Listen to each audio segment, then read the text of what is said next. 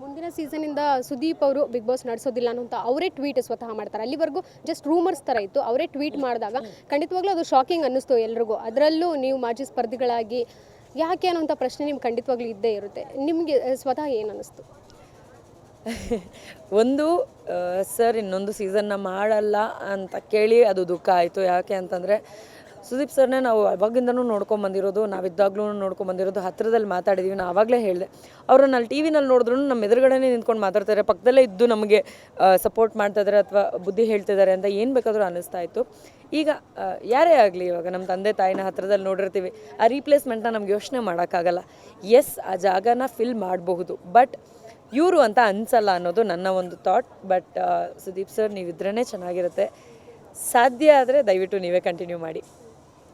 Sudeep sir ಪ್ರತಿ ಬಾರಿ ಸೀಸನ್ಗಳಲ್ಲಿ ಅವ್ರಿಗೆ ಇಷ್ಟ ಆದರೆ ಅವರ ಒಂದು ಬ್ಲೇಸರ್ ಇರಬಹುದು, ಅವರು ಒಂದು ಥಿಂಗ್ಸ್ ಒಂದು ಕೊಟ್ಟಿರ್ತಾರೆ. ಸೊ ನಿಮಗೆ ಏನಾದರೂ ಕೊಟ್ಟಿದ್ರಾ? ಐ ಥಿಂಕ್ ಸೊ ಕೊಟ್ಟಿದ್ರು ಅನ್ಸುತ್ತೆ, ಇನ್ನೂ ಇಟ್ಕೊಂಡಿದ್ದೀರಾ ಅದನ್ನು? ಎಸ್, ಅವರು ಯೂಸ್ ಮಾಡಿದಂತಹ ಆ್ಯಕ್ಸಸರೀಸ್ ನಮಗೆ ಸಿಕ್ಕಿತ್ತು. ಒಂದು ಪ್ಯಾಂಟ್ಗೆ ಹಾಕ್ಕೊಂಡಿದ್ದಂತಹ ಕೀ ಚೈನ್ ಥರದ್ದು, ಇನ್ನೊಂದು ಬ್ರೇಸ್ಲೆಟ್ ಆ್ಯಂಡ್ ಇನ್ನೊಂದು ನೆಕ್ ಪೀಸ್. ಸೊ ಈ ಮೂರು ನನ್ನ ಹತ್ರ ಇನ್ನೂ ಇವತ್ತಿಗೂ ಇದೆ. ಆ್ಯಂಡ್ ಅಲ್ಲಿ ಕೊಟ್ಟಂಥ ಸ್ಟಾರ್ ಇದೆ, ನನಗೆ ಕೊಟ್ಟಂಥ ಉತ್ತಮ ಪದಕ ಅದು ಹಾಗೆ ಇದೆ.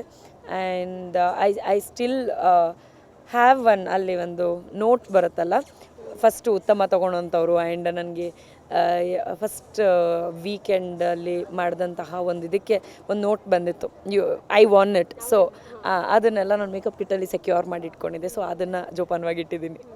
ಆ್ಯಂಡ್ ಆಲ್ಸೋ ನಂಗೆ ಏನಾದರೂ ಟ್ಯಾಬ್ಲೆಟ್ಸ್ ಬಂದರೆ ಅದರಲ್ಲಿ ತನಿಷಾ ಅಂತ ಹೆಸರು ಬರೆದು ಒಂದು ಪ್ಯಾಕೆಟಲ್ಲಿ ಕಳಿಸೋರು, ಅದನ್ನು ಕೂಡ ನಾನು ಇಟ್ಕೊಂಡಿದ್ದೀನಿ.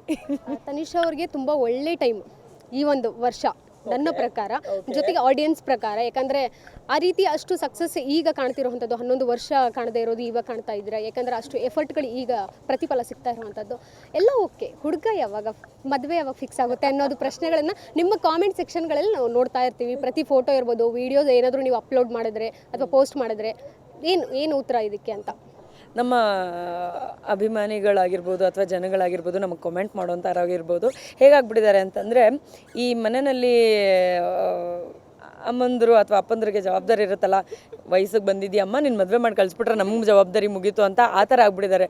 ಬಂದಿದ್ಯಾಗ ಕರೆಕ್ಟ್ ಮುಗಿಸ್ಬಿಡೋಣ ಅನ್ನೋ ಥರ ಅವ್ರು ಜಾಸ್ತಿ ಇನಿಷಿಯೇಟಿವ್ ತೊಗೋತಾ ಇದ್ದಾರೆ. Yes, I feel happy because ಯಾರೋ ಒಬ್ರಿಗೆ ಅದು ಇಂಟ್ರೆಸ್ಟ್ ಜಾಸ್ತಿ ಇದೆ ಅಂತ ಆಗಿರ್ಬೋದು, ನಮಗೆ ಖುಷಿ ಆಗುತ್ತೆ.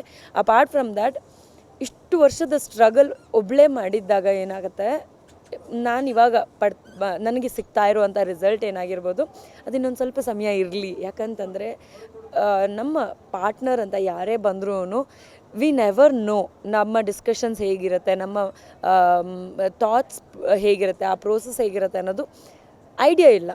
ಅದು ಲವ್ ಮ್ಯಾರೇಜ್ ಆಗಿರ್ಬೋದು, ಅರೇಂಜ್ ಮ್ಯಾರೇಜ್ ಆಗಿರ್ಬೋದು, ಏನೇ ಆಗಿರ್ಬೋದು, 24 hours ಜೊತೆಲಿದ್ದಾಗಲೇ ನಾವು ಹೇಗೆ ಅನ್ನೋದು ಒಬ್ರಿಗೊಬ್ರಿಗೆ ಅರ್ಥ ಆಗೋದಕ್ಕೆ ಸಾಧ್ಯ. ಆ್ಯಂಡ್ ನನ್ನ ಫ್ಯೂಚರಲ್ಲಿ ಬರುವಂಥ ಪಾರ್ಟ್ನರ್ ನನಗೆ ಸಪೋರ್ಟಿವ್ ಆಗಿರಲಿ ಅಂತ ಆಸೆ ಪಡ್ತೀನಿ. ಬಟ್ ಅಪಾರ್ಟ್ ಫ್ರಮ್ ದ್ಯಾಟ್, ಅವ್ರಿಗೆ ಏನು ಬೇಕು ಅದನ್ನು ನಾನೂ ಮಾಡಬೇಕು ಅನ್ನೋದು, being a girl are being his wife ನನ್ನ ಜವಾಬ್ದಾರಿ ಅದು. ಸೊ ಈ ಒಂದು ಪ್ರೋಸೆಸ್ ನಾನು ಏನು ಎಂಜಾಯ್ ಮಾಡ್ತಾ ಇದ್ದೀನಿ, ಅದನ್ನು ಕೆಲವೊಂದಷ್ಟು ಸಮಯ ನಾನು ಎಂಜಾಯ್ ಮಾಡಿ ನಂತರ ನಾನು ಡೆಫಿನೆಟ್ಲಿ ನಿಮ್ಮೆಲ್ರಿಗೂ ತಿಳಿಸಿ ಮದುವೆ ಆಗ್ತೀನಿ. So wait for it. ಅಲ್ಲಿ ತನಿಷ್ ಅವರು ಮದುವೆ ಆಗ್ತಾರೆ, ವೆಯ್ಟ್ ಮಾಡಬೇಕಷ್ಟೇ. ಮದುವೆ ಆಗಲ್ಲ ಅಂತ ನಾನು ಯಾವಾಗ ಹೇಳಿದ್ದೆ? ನಾನು ಯಾವಾಗೂ ಹೇಳಿಲ್ಲ ಅದನ್ನು. ಅಂದರೆ ರೈಟ್ ಟೈಮ್ ಅನ್ನೋದಿರುತ್ತಲ್ಲ, ಆ ಸಮಯದಲ್ಲಿ ಎಲ್ಲವೂ ಆಗುತ್ತೆ. ಐ ಥಿಂಕ್ ಆ ಒಂದು ಟೈಮ್ ಬರಲಿ, ದಟ್ಸ್ ಆಲ್.